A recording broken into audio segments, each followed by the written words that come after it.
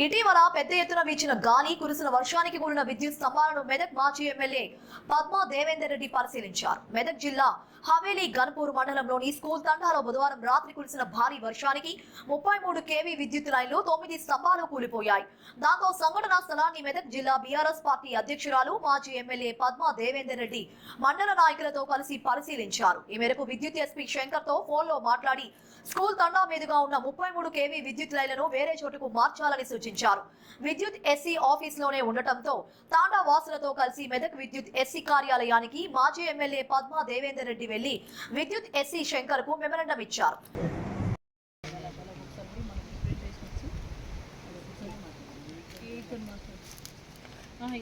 వాళ్ళ ప్లాన్ ఏంది, వాళ్ళకి ఏంది, ఎట్లా చేయాలి దీన్ని అని అడిగినాక నేను ఎస్సీకి క్లారిటీ తీసుకున్నాను. నా ఫోన్ తీసుకురా, మహేష్ ఫోన్ సంఘటన నిన్న వచ్చి మీరు ఏం చేస్తారు, ఇదే పోలు ఎక్కిస్తాం, వీడికెళ్ళి వైర్లు తీస్తాం అంటుండ్రు. ఇది కాదు పరిష్కారం, ఇది కాదు. ఇది ఎప్పుడు, ఎందుకంటే చాలా డేంజర్ ఉంది. దీనికి వేరే ఏమన్నా చేయొచ్చా? ఒకసారి ఆల్టర్నేట్ ఆలోచించండి. ఒకసారి 10 పోల్లో పెట్టు.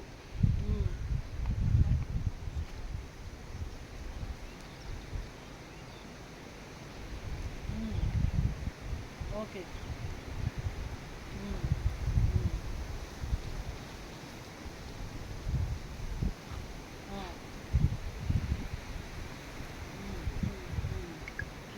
ఎంత ఎంత ఎంత బడ్జెట్ ఉంటుంది?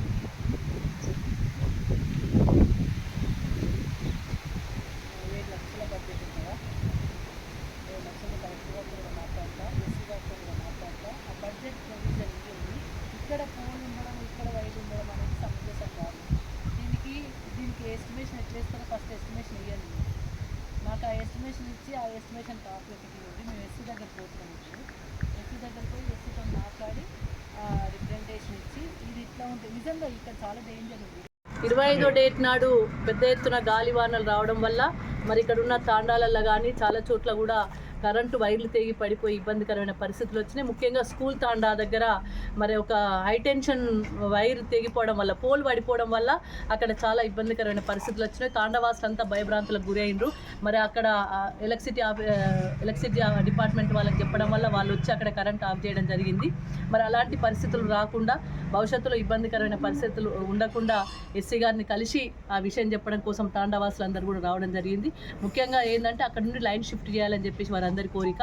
గతంలో కూడా ఇటువంటి సంఘటన జరిగినప్పుడే మరి ఆ లైన్ షిఫ్ట్ కావాలని చెప్పేసి అధికారులను కోరడం జరిగింది. మరి ఇప్పటికైనా అక్కడ ఇంకా పోళ్ళు, పాత పోళ్ళు ఉండడం వల్ల, పాత లైన్ ఉండడం వల్ల, పొలాలకెళ్ళి ఉండడం వల్ల, ఇండ్లపైకెళ్ళి ఉండడం వల్ల చాలా నష్టం జరిగే ప్రమాదం ఉంది. కాబట్టి ఈ భవిష్యత్తులోనన్నా అట్లాంటి ప్రమాదం జరగకుండా ఉండాలంటే తప్పకుండా ఆ లైన్ను రోడ్ వెంట వేసుకుపోవాలి, పొలాలకు వెళ్ళి కాకుండా అని చెప్పేసి ఒక రిప్రజెంటేషన్ ఇవ్వడం జరిగింది. ఎస్సీ గారు కానీ మిగతా అధికారులు కూడా స్పందించడం జరిగింది. వారం రోజుల లోపల బడ్జెట్ శాంక్షన్ చేసి ఆ లైన్ షిఫ్ట్ చేస్తామని కూడా వాళ్ళు చెప్పడం జరిగింది. దాంతోనే మరి వచ్చిన పాపం మహిళలు చాలామంది కూడా తాండవాసులు ఇక్కడికి రావడం జరిగింది. వాళ్ళందరూ కూడా వారం రోజుల లోపల చేయకపోతే మళ్ళీ ఆఫీస్కి వచ్చి మళ్ళీ రిక్వెస్ట్ చేస్తామనే పద్ధతిలో వాళ్ళు ఉన్నారు. చాలా భయపడుతున్నారు, చాలా ఇబ్బందికరమైన పరిస్థితులు ఉన్నాయి. మరి ఎస్సీ గారు స్పందించడం జరిగింది. ఎస్సీ గారు వారం రోజులు టైం ఇవ్వమన్నారు. వారం రోజుల లోపల లైన్ షిఫ్ట్ చేస్తామని కూడా చెప్పడం జరిగింది. వారం వరకు వెయిట్ చేస్తాం. ఎందుకంటే అంత తొందరగా ఒకే రోజులో 2 రోజులు అయ్యే పని కాదు. 15 ఊర్లకు కూడా కరెంట్ లేదు దీనివల్ల. కాబట్టి 11 kVకి ఈ తాత్కాలికంగా లైన్ కలిపి తదనంతరం దాన్ని షిఫ్ట్ చేయమని కూడా రిక్వెస్ట్ చేయడం జరిగింది. మరి అధికారులు స్పందించారు. చూద్దాం ఒక 1 వీక్ తర్వాత మరి ఆ లైన్ షిఫ్ట్ అవుతుందా, షిఫ్ట్ కాకపోతే ఎటువంటి పరిస్థితులు ఉంటాయనేది మళ్ళీ మనం కూడా మళ్ళీ ఎస్సీ గారితో మాట్లాడదాం. అందుకే నచ్చజెప్పి తాండవాసులు అందరినీ కూడా నచ్చజెప్పి వాళ్ళ తాండాకు పంపించడం జరిగింది. తప్పకుండా అధికారులు దీని మీద స్పందించి చర్యలు తీసుకుంటారని భావిస్తూ ఉన్నాం.